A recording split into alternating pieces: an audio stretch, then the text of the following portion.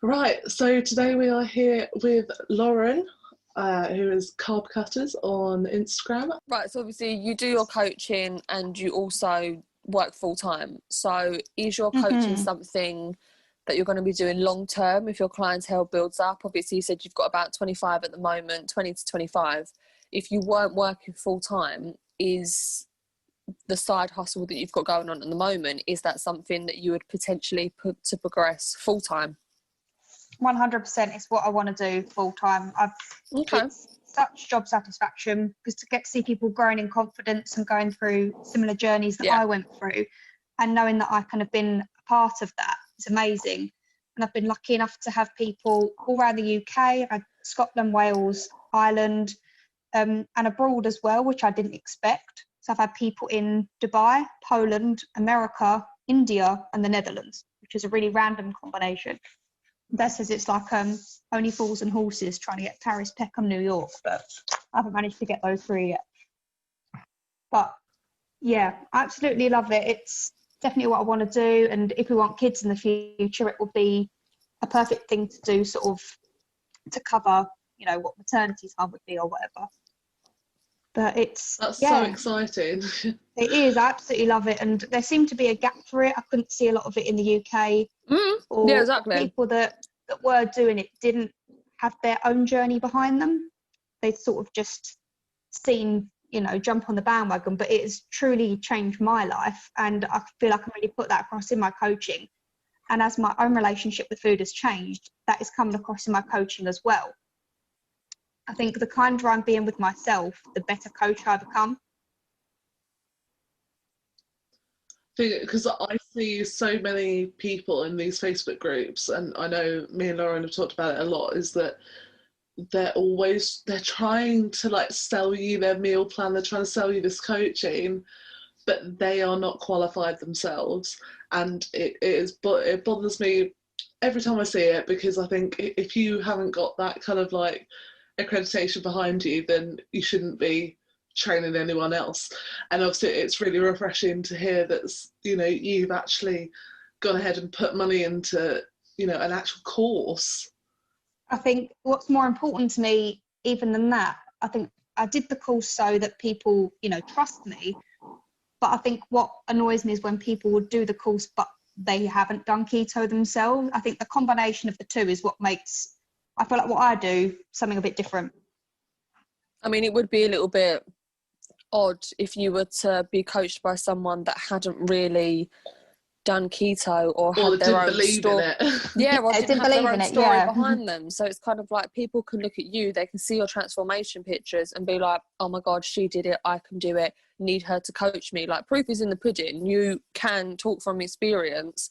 So these people that just talk about, you know, meal plans, keto, do this, do that, where are they getting their information from? The first question I often get asked is, have you got a meal plan? And it is something I'm looking into, putting together some sort of options, but I don't like to give people a set meal plan, because part of what makes keto work is the flexibility for what works for you. Like you, Lauren, you like to eat higher protein than high fat. That's what you like to do. But that might not be for everyone. And I don't want to tell an individual that they have to eat, you know, the specific keto breakdown, you know, the standard breakdown. It's different for everyone, and that's why I don't want to do a set meal plan. Well, that's what we were saying with Ash. Like, people that read his ebook see it from his journey, the way he's done it, and you know, someone could read it and be like, oh well, you weren't eating this much fat, there's not much fat in your recipes, where's all the fat?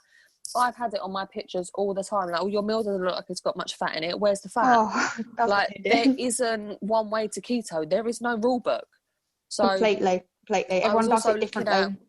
Exactly. Like, I personally do not agree with high fat. Like, it, not gonna lie, it makes me constipated. I can't shit when I eat too much fat. That's just the way it is.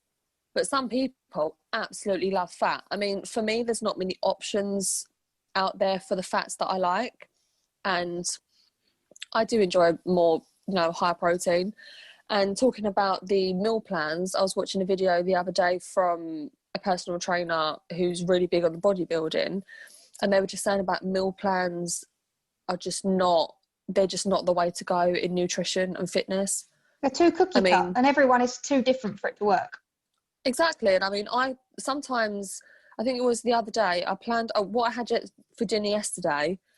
I didn't actually fancy it when I got home, and I just thought to myself, if I was to have a meal plan and I saw something that I had to eat that day and I really wasn't in the mood for it, but I basically had to eat it because it was part of a meal plan, I would be so moody. So I feel if you are gonna meal prep over meal plan, so prep your meals, have them on your set days, or have a variety. I used to list off what I could eat that would fit my macros. So I'd have like one or two and be like, I could have that. I've got it in the house. Depends what I fancy when I get in. Yeah, that is the sort of other option I'm looking at, like not a set meal plan, but if someone says, I like to say 500 calories for my dinner, I can say, well, these are the things you could have for that. Not you have to eat a steak, you have to eat broccoli, you know. It could be, exactly. This is your numbers, work within it. Yeah, but there was a certain like influencer that we talked about in the group chat, because I just sent a photo of her meal plan, and I really like this influencer, but her meal plan was for people like her, and it was like she didn't have a lot of weight to lose, and it was for like 1400 calories, and I was a bit like skeptical about, you know, whether that's going to work for everybody, because like I'm 5'10", but I could have, you know, I could be 5 foot, I could be whatever. Yeah. And it can't work for everybody in that thing, because I would have like muscle wastage from that. Like it would just happen. Some people, they might see the muscle wastage as, you know, the scale goes down, or I've lost weight. Yeah, but it doesn't mean it's a good thing if you've wasted your muscles. And I found like when I was in kind of like really strict ketosis and more towards like the kind of orthorexic tendencies when I first started, just from restricting too much, which I've learned not to do anymore, that you kind of find that you are losing weight, but then as soon as you start to increase those calories, you then have definitely lost muscle just from restricting so much. Even if you're in ketosis, it doesn't matter. But obviously, you know, there are other options for you rather than just continually like restricting down your calories. That's what people think. They think, I'll start at, you know, 1300. Am I going to have to drop down and down and down till I'm at practically nothing to keep losing weight? And that's why it's important to start your calories high enough and drop down very gradually, so you don't end up at, you know, having to eat 1,000 calories to lose half a pound. And if you want to eat more, then you need to move more. And if you want to eat more, then you need to get more muscle on you, because people also don't realise that your muscles eat away at those calories as well. So with like BMI, for example, my BMI could go all the way up, but I could have like 20% body fat, but then the rest of it be muscle. So the more muscle you have, the more you can eat as well. I know, you know, the subject around BMI is a little bit hit and miss, but if you take a bodybuilder, for example, his body fat is going to be at least 5 or 10%, and his BMI is going to be through the roof, because there is more muscle in that person, which means that he needs more calories to feed those muscles. So it's just swings and roundabouts, you know. If you want to eat more, just move more. I always try and encourage my clients to do sort of weight training rather than just hammer away at the treadmill, saying, yeah, but I want to burn the fat. But if you're building your muscle, and you keep burning for longer if you've been doing weight training anyway, you've got more muscle, you burn more calories at rest. And I don't think enough people believe that yet. I think a lot of women are still really scared of anything in the weights area, and they will just do treadmill, cross trainer. But it's so beneficial. Like when I started the gym, which was a massive deal for me, because I thought I'm never going to set foot in there. It's all these skinny girls with their Evian bottles and their swinging ponytails. I'm not going in there, not happening.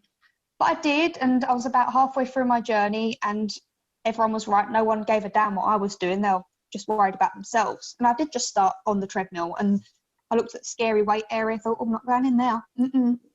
But when I did, I saw my body toning within sort of 6 weeks, and there's a couple of pictures on my feed of the difference in my arms. No weight change, but a massive, massive difference in the shape of my arms. All because I was lifting, and not heavy lifting, only sort of 4 kilos, 6 kilos, you know, like dumbbells. But such a difference in shape. And I thought, if I'd just been looking at a scale, not moving, I wouldn't have been, you know, I wouldn't be happy. But looking at an actual photo of my arms. I thought, I'd done that, all without the scale moving.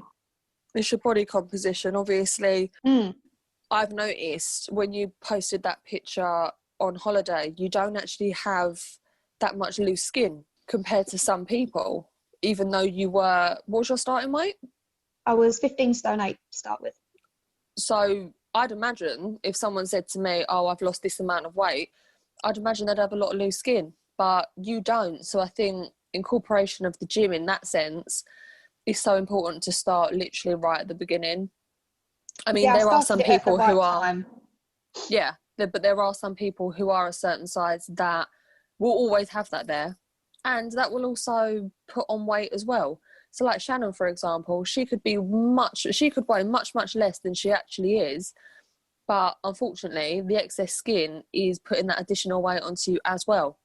Yeah. And it's so bloody expensive to get rid of it. I mean, some people do, some people don't, but it's very expensive. So expensive. There's only so much you can do yourself, but you can do some stuff yourself. And I wasn't ready to set foot in the gym at the start of my journey. I had no confidence. I was too out of breath. I said I had my inhaler after getting upstairs, so there's no way I could have done it. But as soon as, I could start just moving a little bit more, walking a bit more each day, and just getting healthier and healthier.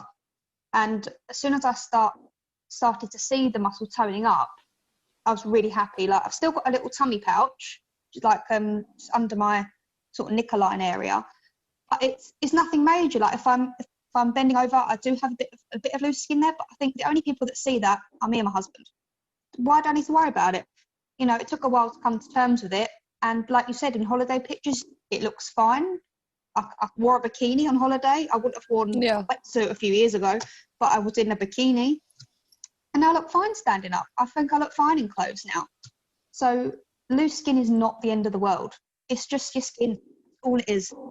And it's also kind of like a bit of a trophy as well. Like, when you've had a baby and you've got your stretch marks, it's there for a good reason. Like, I achieved something. Like, it's not there because, exactly, like if you've got scars all over your body from like an acid attack, then obviously that's something that is not going to be a trophy of your body.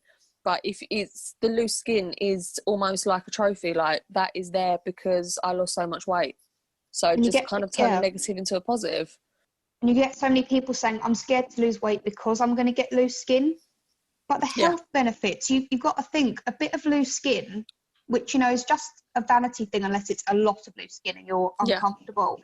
All the health benefits you're going to get from losing the weight have got to outweigh the loose skin. They just have to. It's not a big deal. It's not like that video Shannon done of her skin, I think was amazing. Having the confidence to do that, I still wouldn't have the confidence to show the little bit I do have, but it shows that so many people do, and the Instagram at the end of the day is just a perfect grid of things. And people being more honest, it really does help a lot of women, I think. But it also makes no sense to say, oh, I'm scared of the loose skin. Well, are you not scared of having a heart attack with how much visceral fat you've got around your organs? Like, are you not scared of getting diabetes? You've got to prioritise, exactly. Would you rather, do you know what I mean? Like, would you rather just be big for the rest of your life? Like, no, do something about it, because everyone can.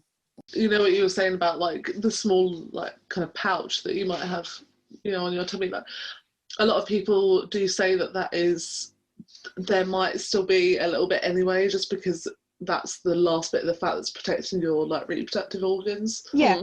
So that, like, some of that might not go, and I think people have to remember that not everyone's skinny is going to be skinny everywhere. No, like, everyone not everything's going to be flat. A different shape.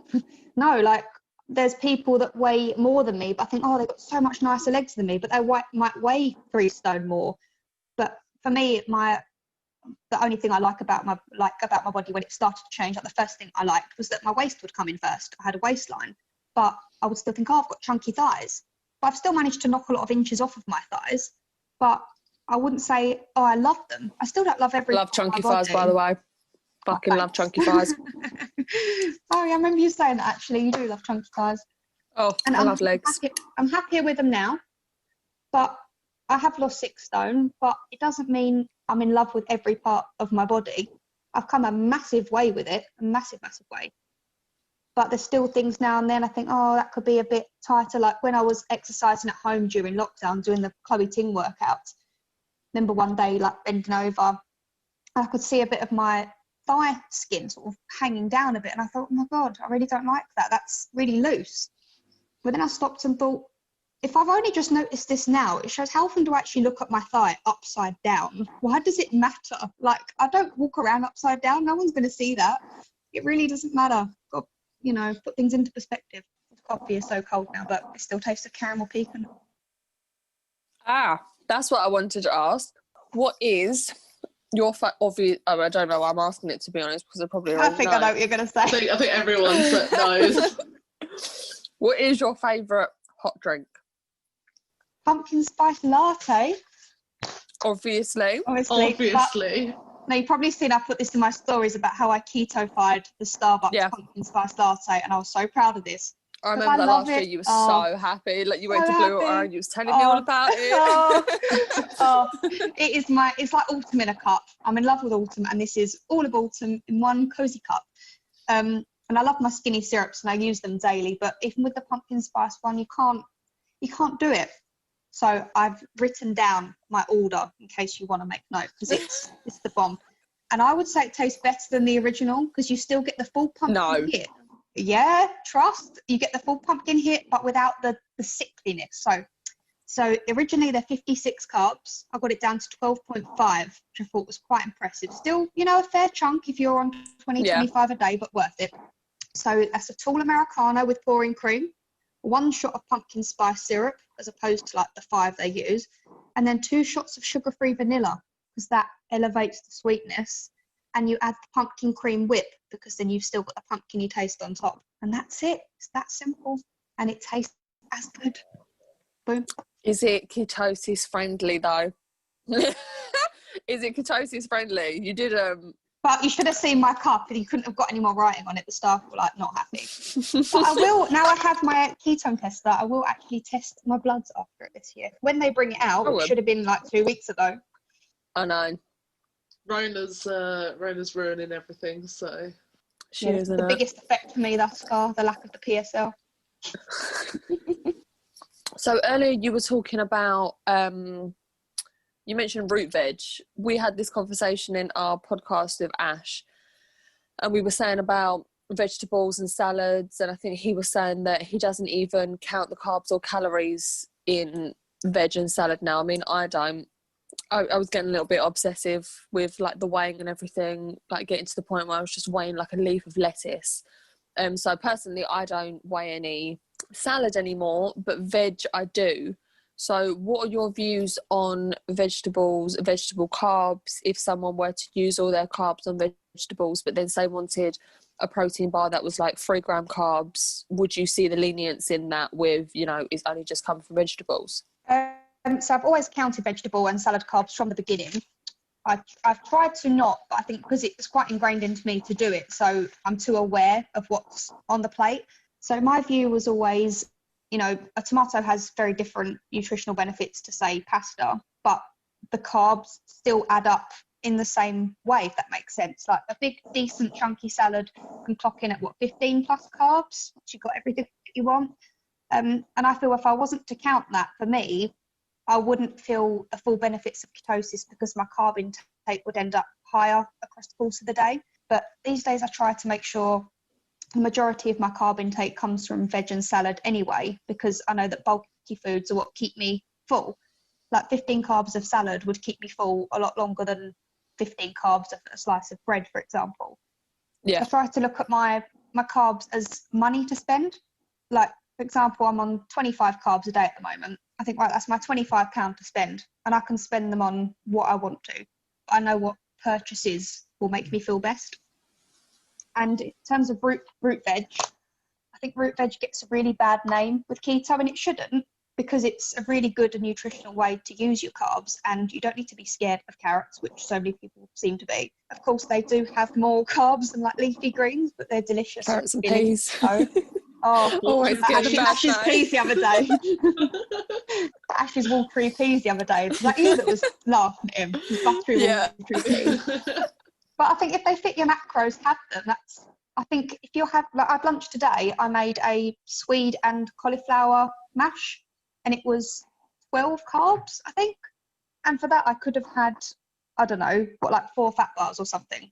But it kept me full because it was bulky and dense and full of nutrients. And it took me a long time to realise just because something can fit your macros doesn't mean you have to. Like, you can use them in the better ways. You have to really look at what you're spending them on. So you said that you could have had 4 fat bars. How many calories would that have equated to if you had 4 fat bars over cauliflower and sweet mash? Exactly. That would be, I mean, what, they're like 250s? That probably would have been like 1,000 calories just for 4 little fat bars. My whole lunch, what was my whole lunch with the Swede? I think the Swede was like something like 40 calories, something ridiculous. And the cauliflower was like, I don't know, 30 odd. And then I added cream and butter. But my whole lunch, so I still use my notepad book at the moment as well. My whole lunch came to 525 calories and 13 carbs. So that was like roast chicken, Sweden cauliflower mash with cream butter and parmesan and soft cheese. And it kept me full all the way through till like snacks when James got home, like 5 o'clock or something. And if I had just eaten something without as many nutritional benefits in it, but may have been, you know, different carbs, I wouldn't have felt as full. Like, I think a massive packet of the Tyrell's vegetable crisps, that can equate to about 550 calories for the whole bag. If I was to eat that whole bag, I wouldn't feel full up in the absolute slightest. And I think the carb count would be maybe about 50 for the whole bag. Now, that might be fine for some people, you know, eat your carbs away on vegetable crisps. I potentially could, but I wouldn't, because I know that it's not going to fill me up. So it's that balance between keeping the carbs low, keeping the calories a little bit low, but keeping yourself full up, where veg comes into it massively. Like, I bulk out a lot of my foods now with veg, like my stir fries, for example. I'll have veg more than protein in there, but it's because it's so low calorie. I'm not too worried about my carbs at the moment. I think the density, isn't it? The density really does make a difference, because you're filling yourself, you've got the volume, as long as you've got your, you know, the fat for your flavour. But if you're filling yourself with volume, that is, you know, that's just obvious that is going to keep you more full. And it's good for you as well. It's not like a sandwich. A sandwich is going to keep you full, but what's it doing for you? Exactly, what nutritional benefits are in like a BLT? I think a lot of people see vegetables as a waste of their carbs. And I think I did at the beginning. I was like, why would you waste like 8 carbs on a couple of carrots? But now I think actually they're good for me. They're going to make me feel good. I like them, so I'm going to do that. Like, at the beginning, I would never have used 12 carbs on vegetable mash. I'd have like, no, there's so many other things I can have. My salads for work. It's just about enjoyment, isn't it? Exactly, exactly. You've got to enjoy it, because, I mean, you can sit there and have the same lunch, being so mundane every day, and just being like, well, I have to eat it because the carbs are low. It's like, well, no, you have to eat to enjoyment as well. So is there anything you know now that you didn't know at the beginning, but you wish you did know now, and that you would tell someone else, like a client, for example? I would say the importance that calories matter over carbs when it comes to weight loss, which I know we did cover a bit. Mm-hmm. But that keto stops you feeling hungry, which is why losing weight with keto doesn't feel like a chore like it does with other diets. But if you're not in a calorie deficit, you won't lose the weight. Like I said to you earlier, Lauren, I know you agree heavily not to fear the protein. Like, keto is known as a high fat, moderate protein diet, but unless you're eating, like we said, 250 odd, you're not going to be kicked out. So, you know, just remember the importance of protein. And I think that'll be my main thing, not to choose the, like, if you're going to go over something, going 5 carbs over isn't going to harm you. Thinking that rigid number of 20 carbs a day, going up to 25, it's like, oh my God, that's it, I'm ruined, let's eat all the calories. No, focus on your calorie deficit is your main point. As long as your carbs are low, you'll be fine. Yeah, and don't obsess too much over that number to then the next day go to like 15 because you've already eaten that extra 5. Like, oh my God, I've got to eat 15 the next day. I think it's still, like you said, I think you said before, you know, you sometimes eat, 100, up to 100 carbs sometimes, but that is still, and people don't realise, that is still low carb. 130 grams, I was literally reading it on Keto Diet app and Diet Doctor, 130 grams is still low carb. Now, that just goes to show how many we did actually used to eat. When I had food poisoning, for example, I was eating close to 300 carbs a day, and I was only eating twice. because I was so exactly. full up, and my calories were like 1,000 a day. And you know, I was ill. I wouldn't do that on a daily basis, but I was eating things like porridge, really high in carbs, slow releasing, was keeping me full for ages. And then I would have maybe a couple of bits of bread or a banana. And then obviously bananas like 20-gram carbs, porridge can come in at like 20 as well. And then when I was having mashed potato, that was also coming in really high. And then I was eating bread as well, just sticking to a diet from when I was ill. And I was looking at my fitness pal and I was thinking, shit, like I'm eating close to 300 carbs, but my calories did not go over 1,500. And I ended up losing 2 pounds. That's what I was going to say. Simply, Did you? Yeah. Yeah. Simply Because I was in a calorie deficit. Exactly.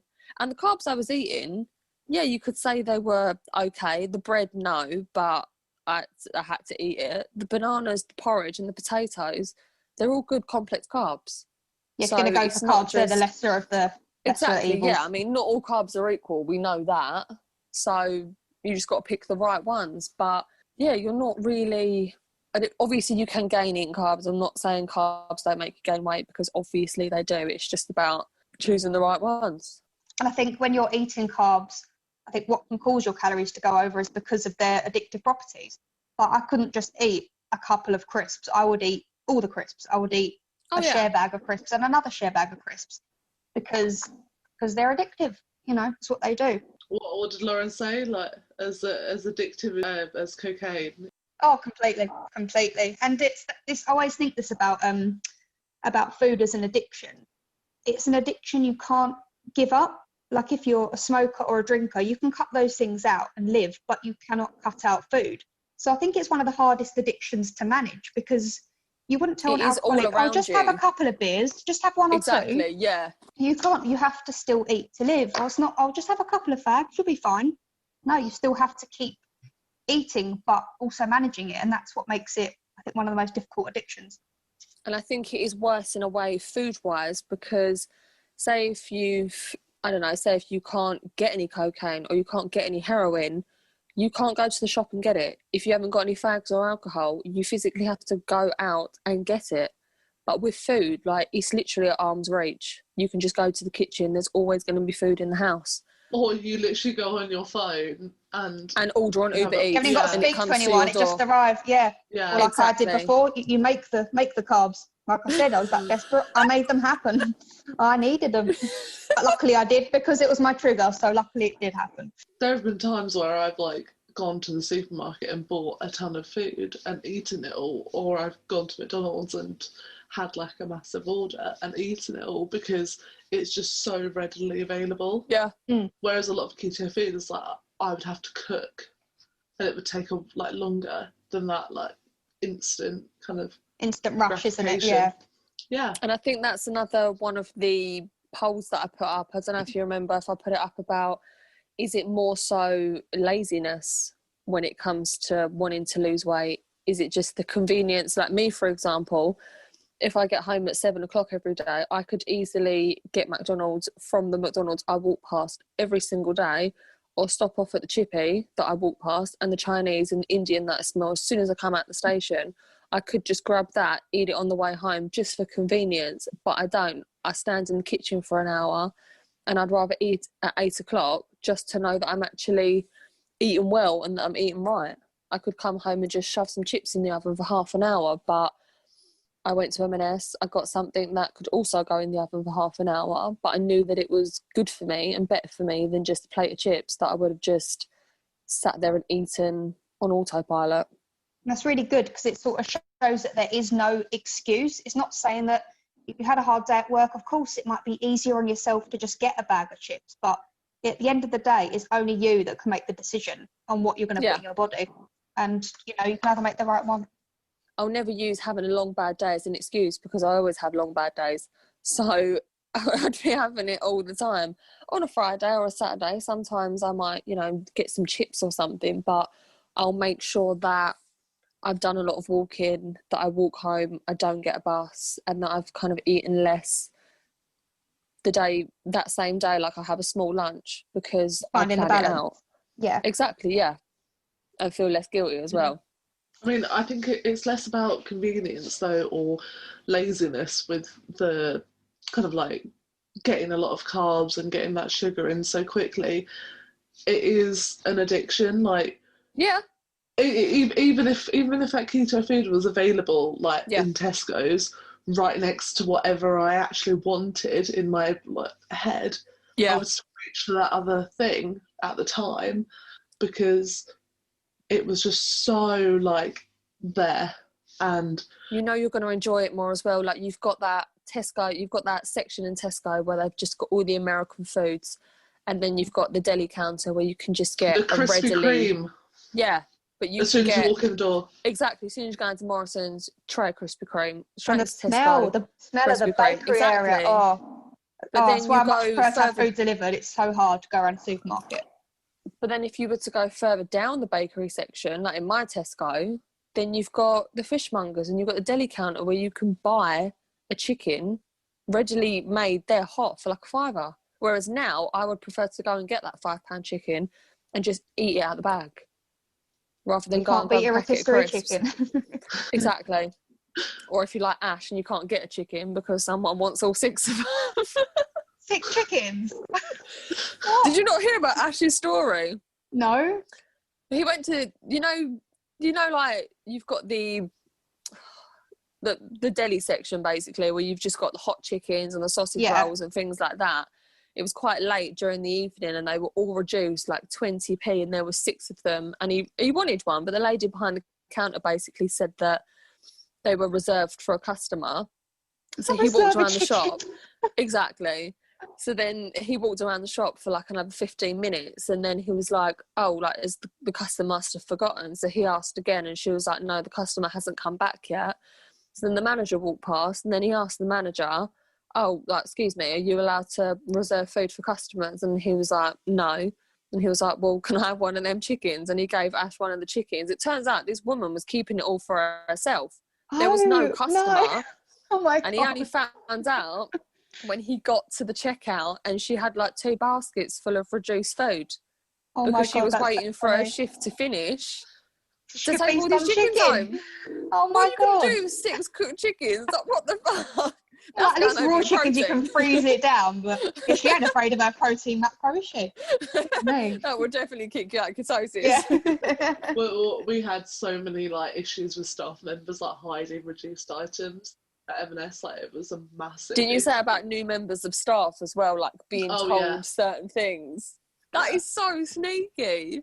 Right, we had one person at my work who used to hide like reduced items under their till. Oh. Like literally like in their till like bit. We're just like, come on, like it's a punnet of strawberries, guys. Like, calm down. I mean, M&S reduced strawberries are like Tesco normal price. I think I'd take their reduced strawberries as well. Yeah, Lauren, you'd be a nightmare working there. You'd be like hiding ducks under the till. I think I would, to be honest. The amount of yellow labels in my M&S, oh my God.